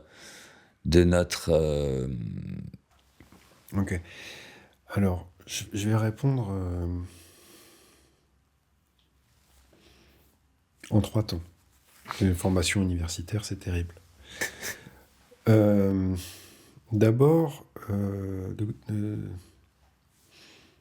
revitaliser. Ouais. Énormément se méfier de ce mot. C'est noté. J'avais fait une étude en Pologne sur le département de revitalisation de la ville de Łódź, qui était le département chargé de virer les pauvres du centre-ville pour mettre des centres commerciaux et qui ne comprenait pas pourquoi personne ne venait. C'est un mot valise de technocrate. Ouais. Malheureusement, je lis beaucoup de journaux et les mots de technocrate emplissent mon... Et oui, c'est terrible. Mais on est tous pollués. Moi-même, je trouvais ça joli, Vita, tout ça. Ouais. De quoi on peut parler à ce sujet-là ? On n'a qu'à prendre un exemple tout bête. Les jeunes gens, 18-24 ans, lisent beaucoup d'articles à leur sujet autour de la génération Z. Et ça les inquiète un peu parce qu'il est dit que vraiment c'est la merde, ça va pas du tout, etc. J'ai des étudiants à Tolbiac qui m'avaient alerté là-dessus. Et je fais quelques recherches statistiques sur ce qu'on pouvait dire de la génération 18-24 ans aujourd'hui, selon l'INSEE, selon Santé publique France, selon machin. Vraiment bête truc stat. Et elle revient vers eux un peu effrayée, effectivement. Alors c'est marrant parce qu'on a toujours un tout petit temps d'avance sur les médias, en leur disant, ben oui, effectivement, on va donc... ça tombait bien, Tolbiac était occupé comme d'habitude, donc on est allé dans un amphi et on a pris le temps de faire un cours ouvert dans lequel chacun pouvait participer. C'était pratique, le grand locaux pour une fois. Et donc je leur ai dit, voilà, statistiquement, vous êtes plus anxieux, plus en dépression, plus suicidaire que les générations précédentes, mais surtout, vous baisez plus. Et c'est un fait extraordinaire. Je veux dire par là que des données qui habituellement varient peu, varient d'un coup très fortement. Diminuer par 2 son nombre de partenaires sexuels sur l'année, sachant que c'est une donnée qui normalement est relativement stable, c'est impressionnant. Voilà. Alors j'ai besoin de votre parole pour commencer à comprendre un peu ce qui peut se jouer. Ça, effectivement, c'est quelque chose de l'ordre de la dévitalisation. Les suicides dans la population agricole, c'est cette même chose. Je ne sais pas si on pourrait rajouter l'éco-anxiété, la baisse de la démographie, quelque part dans le paysage. La laideur et l'absence de soins des paysages par ailleurs, ou des friches, etc. Je ne sais pas tout ce qu'il faudrait mettre là-dedans, mais en tout cas, le premier était un exemple. On pourrait aussi dire l'explosion du nombre de suicides au travail, par exemple. Qu'est-ce que c'est que la tristesse, la désignification, le nombre de dépressions. On pourrait appeler ça la dévitalisation. Qu'est-ce qui pourrait changer quelque chose ?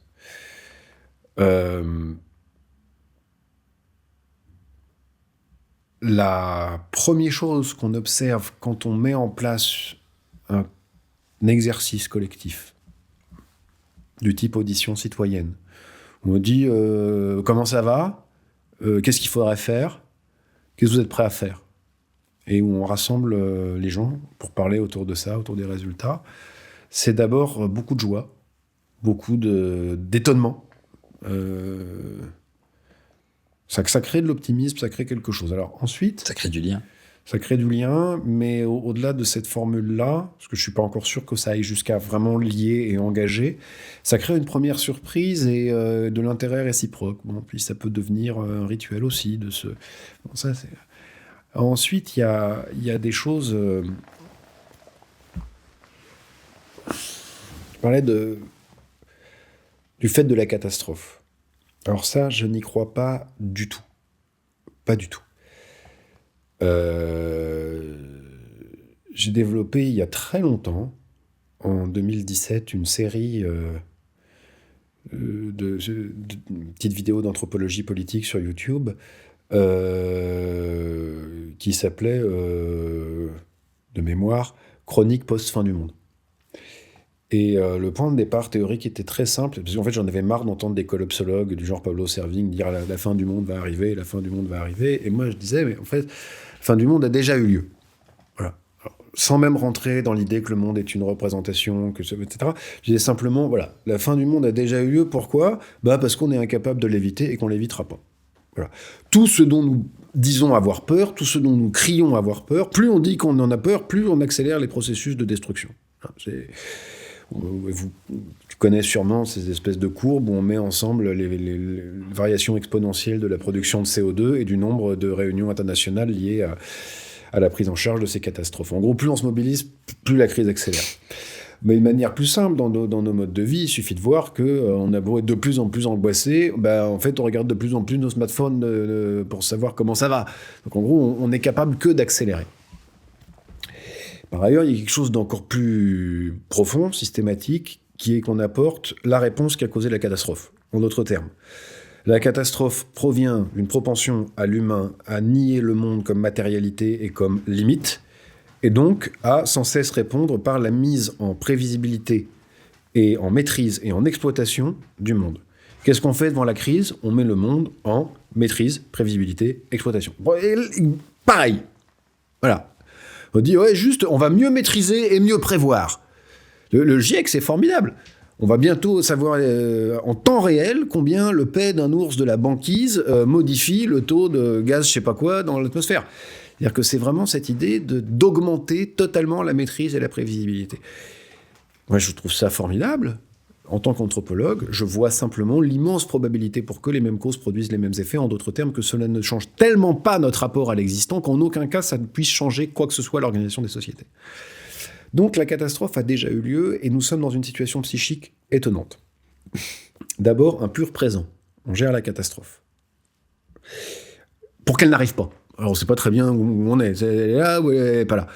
Alors, on est dans cette espèce de situation, en fait, complètement schizophrénique, là encore. Ça a eu lieu, ça n'a pas eu lieu, ça va avoir lieu. Donc, on ne sait pas où se situer dans le temps, donc on se réfugie dans un pur présent qui est la gestion de crise. Avec des arguments d'autorité qui se dégagent, le pour que ça n'arrive pas, qui se traduit en une multitude d'injonctions morales côté militant et une multitude en revendications de pouvoir discrétionnaires du point de vue des pouvoirs. En disant, c'est une affaire d'experts, il faut donc une gouvernementalité mondiale capable de prendre en charge les risques inhérents à la mondialisation. Je dis bien, hein. Bon. Alors, ça crée une situation qui est intenable. Pour l'instant, la réponse politique collective, c'est de dire elle va arriver, surtout, il faut l'éviter, etc. Et on se bat à coups d'arguments d'autorité. Tout en sachant, parce qu'on en a tous la certitude sensible et au moins l'intuition psychique, que c'est foutu. On va rien changer. On n'est pas du tout en train de faire quoi que ce soit pour que ça change. Et par ailleurs, même en France, qui est un pays avec encore un peu de technique, un peu de savoir, etc., être capable de produire notre énergie, de relocaliser les productions alimentaires, ça demande une transformation sociale qui, même sur le mode brutal, sans échec, du remembrement exode rural, a mis plus d'un siècle. Donc de faire ça en quelques années, mais jamais de la vie. Surtout qu'il faudrait pour le faire une pratique d'ingénierie sociale extraordinairement puissante, Or, on vient de démontrer au XXe siècle que c'était pas forcément la meilleure idée du monde, que par exemple prendre les gens pour les choses et les disposer ici et là. Ce qui m'amène à un troisième point. Ce moment de réflexion et de reformation d'une souveraineté populaire. Elle a, du point de vue de la catastrophe, 3 choses à engager. Une chose jouable aujourd'hui, qui est ralentir, limiter la casse, freiner, faire de l'écologie de gestion de la pollution. Deuxième chose, organiser les moyens de la survie et d'une bonne vie. Ça encore, il y a des formes qui sont jouables et qui sont intéressantes aujourd'hui. On va faire une AMAP, faire un collectif de producteurs, faire une coopérative énergétique. Il y a des tas de modèles qui existent comme ça, où on peut faire du commun et être un peu à l'origine de soi par des petits collectifs politiques, c'est pas un gros mot, efficaces à l'échelle de la fréquentation, c'est-à-dire à l'échelle où on peut s'investir directement avec un contact et pas la négation de l'espace. Le troisième niveau, et qui est absolument nécessaire pour les 2 premiers, c'est une compréhension anthropologique, pour le coup, une compréhension des causes anthropologiques de la catastrophe. Comment sommes-nous devenus incapables de nous réformer en fonction de nos conneries ? Voilà. Comment sommes-nous devenus incapables d'avoir prise sur nous-mêmes ? Comment nous sommes-nous dépossédés de toute emprise sur notre culture, notre être politique, notre être technique, notre être scientifique, notre être au monde ? Comment avons-nous réussi cette grande dépossession ? Si on n'arrive pas à comprendre comment et pourquoi, alors il est évident que tout ce qui sera fait dans les 2 autres sera annulé non avenu, puisqu'on va reproduire des logiques à l'origine de la catastrophe. Alors ça va être très très très difficile. Par exemple, il va falloir se départir probablement du paradigme de la maîtrise et de la prévisibilité. Et ça, pour des humains d'aujourd'hui, où que ce soit, dans le monde à peu près, pas partout, mais presque, c'est épouvantablement difficile. Il va probablement falloir, d'une certaine manière, se redonner le droit d'interpréter le monde, de l'interpréter magiquement, localement. Pourquoi ? Parce que toute connaissance universelle est très intéressante, mais elle ne permet en aucun cas de s'ancrer, de s'inscrire dans une matérialité et de ce fait de la sacraliser, de la respecter, de se donner des limites, de faire exister des limites dans la matérialité. Si je gère un stock de loups, alors c'est des variations techniques développées par n'importe qui, n'importe où, qui va me dire combien j'ai le droit d'en tuer. Si le loup est un être sacré pour telle et telle raison, et ça peut être complètement laïque, hein, parce qu'on fait la fête du loup 1 fois par an, et qu'on décide qu'il est vachement beau, et que c'est l'emblème du truc, et que c'est un animal patrimonial, et tralala poète. Ça le fait marrer, lui, tiens. Donc il faut changer de logique. Dans la connaissance du monde, dans le récit du monde, dans le rapport à la maîtrise et à la prévisibilité, dans le rapport au lieu, c'est toute une réinvention dans le rapport au sale et au propre, au pur et à l'impur. Quand je vois des petits êtres humains modernes, moi, en ce moment, parce que je veux plus aller faire des trajets pour aller à Paris, je travaille dans un lycée, j'enseigne la philosophie. Et j'ai des petits étudiants comme ça, enfin des élèves, pardon, et des fois je les emmène faire du potager. J'ai fait un potager dans le lycée. Et vous les verriez voir de la terre, mais c'est une poule devant un couteau, quoi. Puis ça bouge dedans. Et là, c'est la surprise. Et là, vous avez des phrases du genre « Ah, c'est ça, une graine !» Donc, on a un chemin à faire qui est invraisemblable. L'ingénierie sociale n'y suffira pas.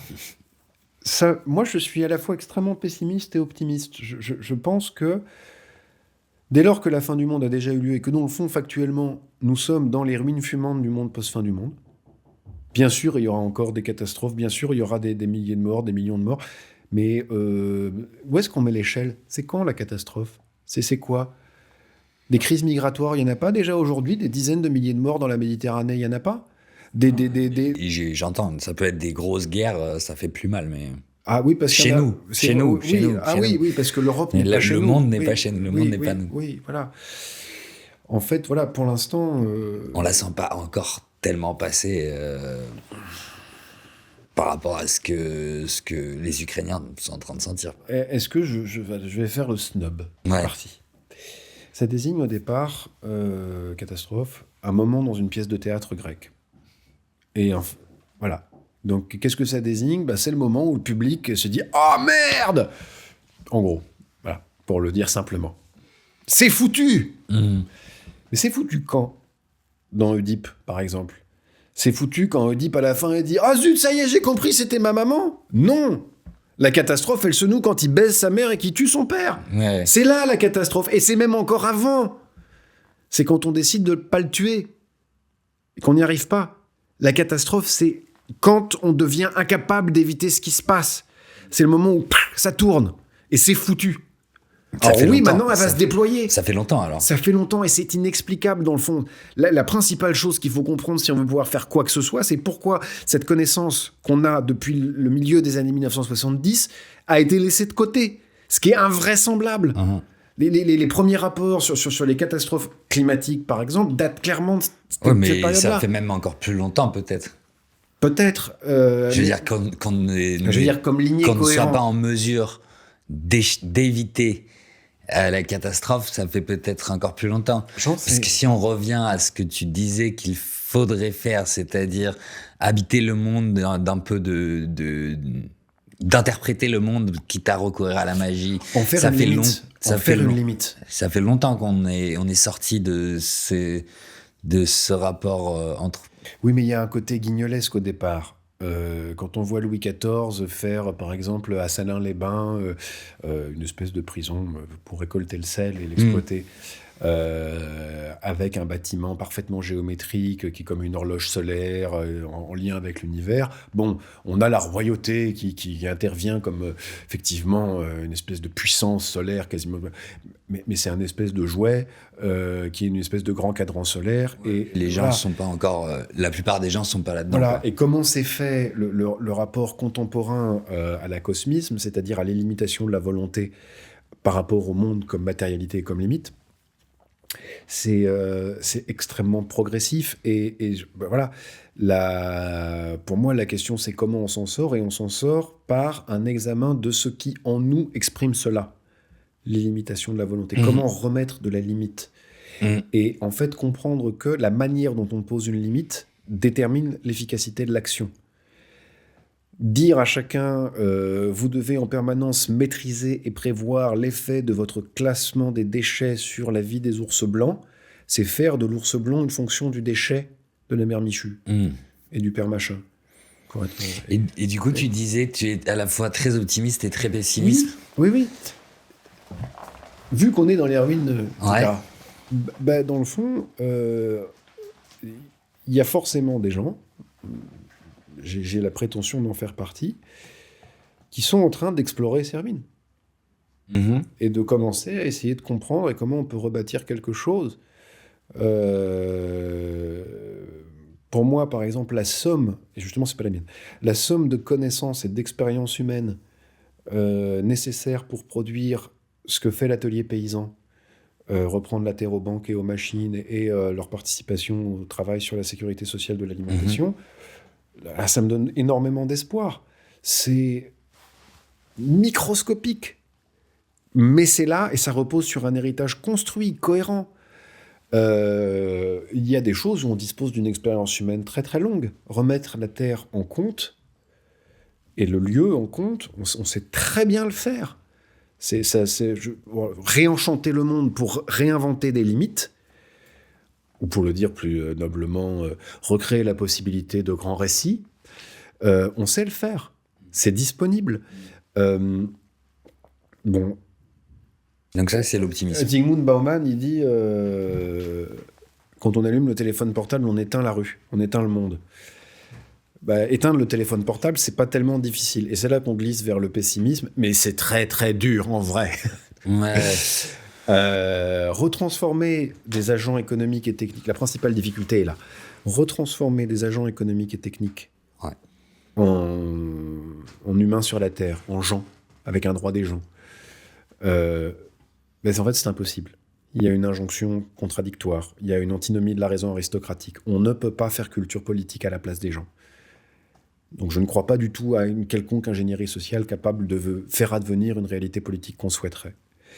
Donc, il faut rendre des comptes au sens commun, parler le plus possible une langue commune, multiplier les échos des expériences favorables, être soi-même autant que faire se peut dans la ligne de ce qu'on dit, consistant. Et puis voilà.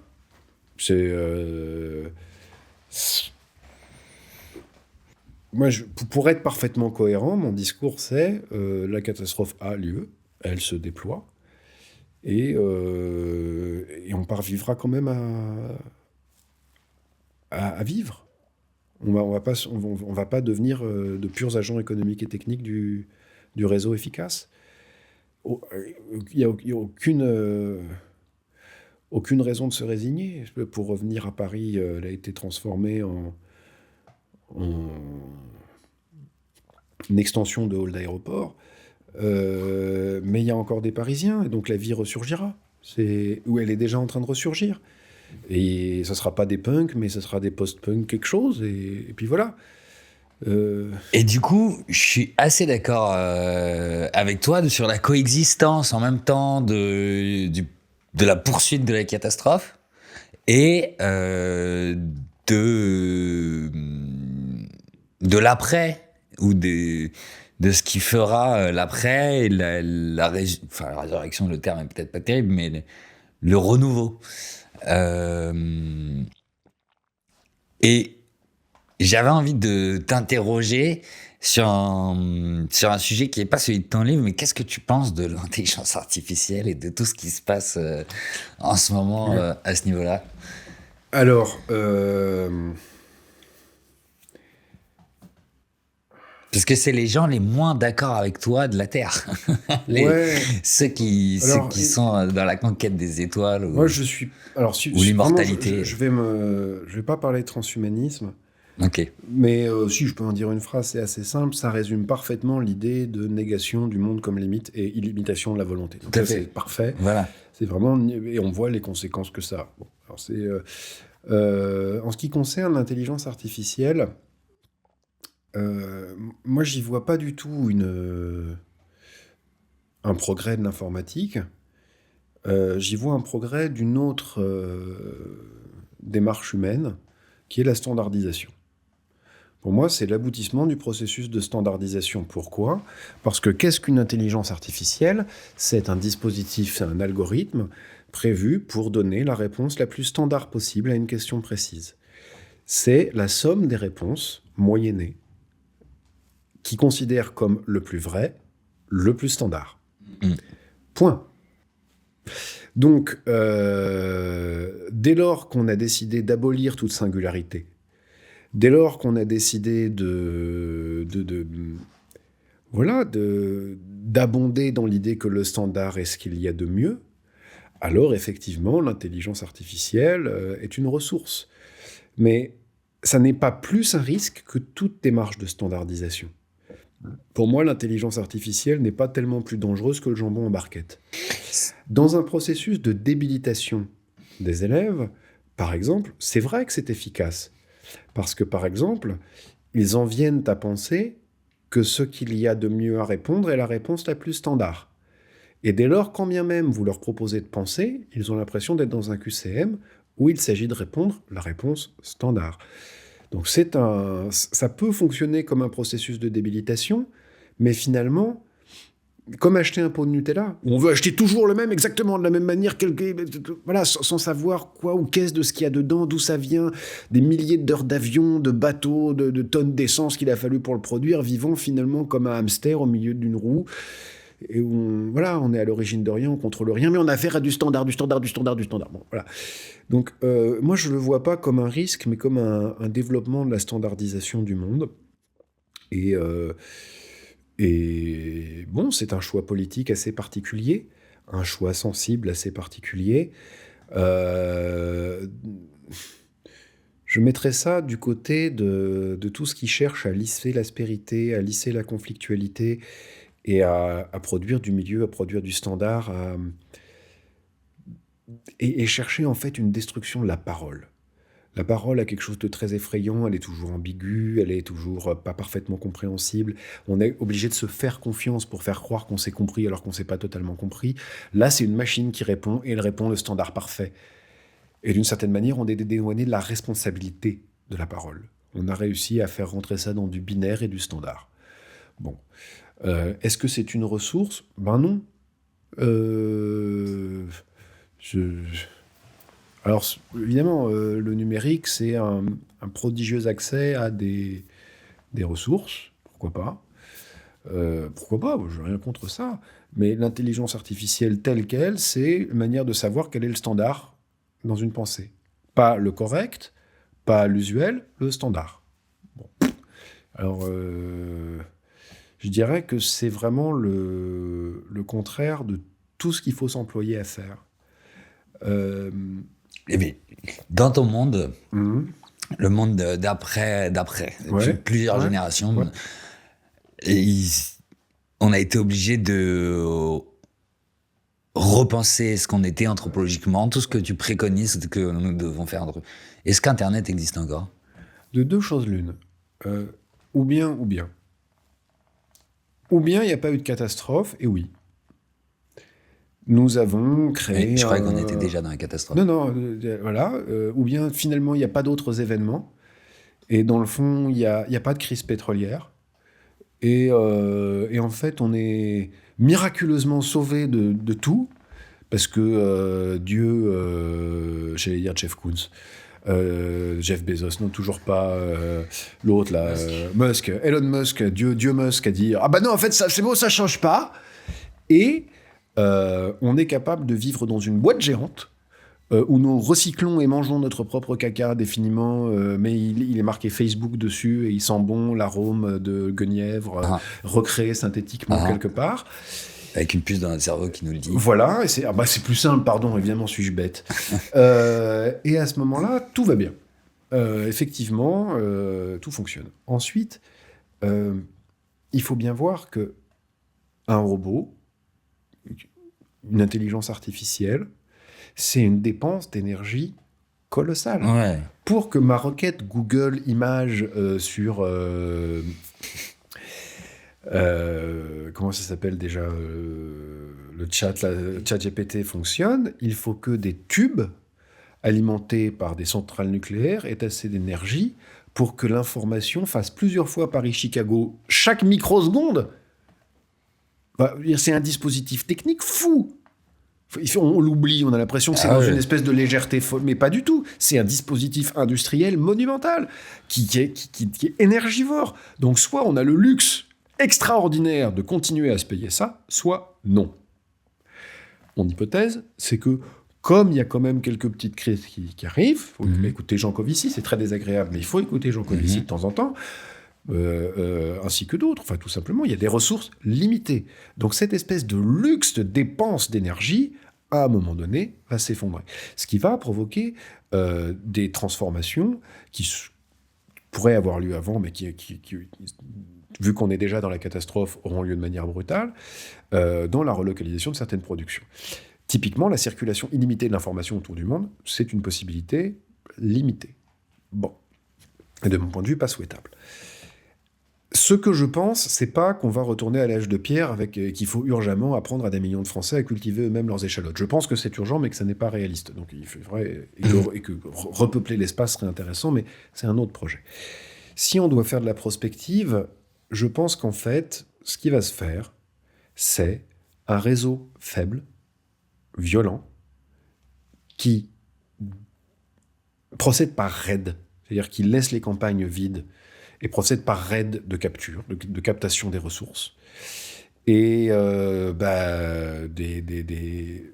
fait, l'essentiel de l'espace composé de marges, c'est ça qui est assez paradoxal, de marges du réseau, mais qui formerait l'essentiel du territoire, ces marges ayant des degrés d'autonomie plus ou moins forts, avec les décennies et les siècles, des formes d'autonomie qui vont se renforcer.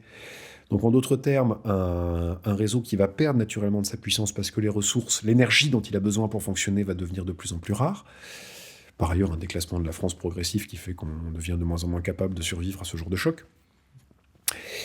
et une incapacité totale du réseau à se réformer, il va continuer jusqu'au bout. Jusqu'à la dernière goutte de gaz, il continuera à s'informer sur ChatGPT en dépensant... y a pas de, pour l'instant, il n'y a pas de réforme possible. Si l'innovation, elle est du côté d'Elon Musk, il n'y a pas de réforme possible. Alors, voilà, un réseau qui va être de plus en plus à l'économie, de plus en plus en train de gérer la pénurie, ce qui est déjà le cas. Cette pénurie, ça va l'amener à faire quoi ? À essayer par tous les moyens possibles de répondre à ses besoins. L'essentiel des ressources se trouve quand même dans ce qu'on appelle les territoires. Ça veut dire l'espace pour mettre des éoliennes, ça veut dire les lacs et les rivières pour mettre de l'hydraulique, ça veut dire les retenues d'eau, ça veut dire du pétrole là où il y en a, du gaz de schiste là où il y en a, du lithium là où il y en a. Donc il faudra faire des rapts sur les territoires. Parce qu'on a quand même besoin d'étendue un peu de temps en temps, même si on fantasme qu'on vit dans le tube et que le monde est dématérialisé autant qu'il est déterritorialisé, autant qu'il est local, autant qu'il est poète, tralala. Et donc, avec des gens qu'on n'investit plus, c'est pour ça que je dis qu'on ne risque pas d'éco-fascisme ou d'éco-totalitarisme. Un régime libéral comme la Macronie n'investit pas le peuple. Ils en ont rien à foutre. Ils n'y vont pas. Ils viennent pas nous déguiser en rouge ou en vert pour défiler sous les drapeaux. Ils veulent qu'on paye et qu'on soit soumis au réseau. C'est tout. Et en fait, dans les coins où on est totalement tranquille, dès lors qu'on n'a pas besoin des infrastructures publiques qui n'existent quasiment plus, sauf l'école. Et on ne prend de décharge électrique que si on s'approche des nœuds du réseau. Tant qu'on est à l'extérieur, on fait à peu près ce qu'on veut. Il n'y a pas un artisan qui ne propose pas de payer aux blagues dans ce genre de coin-là. Enfin, on est à côté de l'État. Moi, si je dois faire de la prospective, elle est vraiment finalement très proche du réel. Un réseau de plus en plus faible, qui n'investit pas les territoires, qui se pense comme un réseau et qui agit par le rapt pour assurer son fonctionnement. Avec se dégageant autour, c'est ce que je disais tout à l'heure, des zones dans lesquelles on arrive à ménager collectivement des formes de liberté et d'autonomie, et des zones dans lesquelles, c'est le modèle très simple de ce qui est en train de se produire aujourd'hui dans l'agriculture, des zones de plus en plus grandes, dans lesquelles le propriétaire vit en ville, et l'exploitant est une société qui va un peu partout, et où il n'y a plus de lien en fait entre le sol et le produit de l'exploitation. Et en fait, quand on voit les robots, maintenant il y a des robots qui font le travail des sols. C'est quand même important, c'est l'étendue. Alors il y en a très très peu, mais en vrai, et je suis vraiment désolé pour l'agriculteur de qui je suis en train de dire ça, démographiquement, il n'y a pas vraiment de différence entre un individu qui cultive 1600 hectares et un robot qui le fait. En termes de dépopulation, c'est pareil. Donc en fait, l'écart, la différence qu'il y a, c'est simplement que le robot permettra qu'il n'y ait pas une personne malheureuse sur le tracteur et qui souffre les pierres parce que son métier est devenu extraordinairement dur. Donc, je crois que le présent qu'on a est tout à fait satisfaisant pour faire les projections de science-fiction les plus folles. En fait, c'est déjà ce dans quoi on est en train de vivre. Voilà. Donc, c'est pour ça que je dis la catastrophe a déjà eu lieu. C'est, de mon point de vue, c'est ça. Voilà. Et du coup, Internet n'existera plus. Ah, pardon. Si. À l'intérieur du réseau. À l'intérieur du réseau. À l'intérieur. Qui va s'étioler petit à petit, en fait.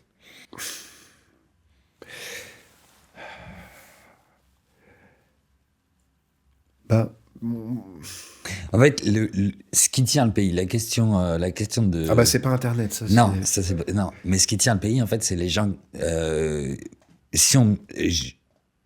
Ce n'est pas ta réponse définitive, c'est pas la réponse que tu prétends apporter à cette question, mais c'est la réponse qu'on peut tirer de cet entretien, c'est de la réponse provisoire.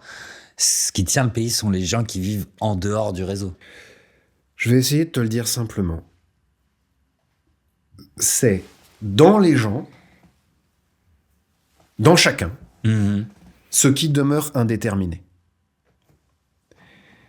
Quand je vais voir un Français lambda, moi, par exemple, je sais que de temps en temps, il va aller au supermarché, qu'il a 9 chances sur 10 qu'il ait une voiture, qu'il a une télé, qu'il a regardé telles émissions, qu'il pense les mêmes conneries, qu'il a tel niveau de dépense énergétique, qu'il a 1,8 enfants par femme. Et effectivement, il y a une espèce d'augmentation de la standardisation et surtout de l'indifférenciation, de l'impossibilité de faire de la différence qui va croissant.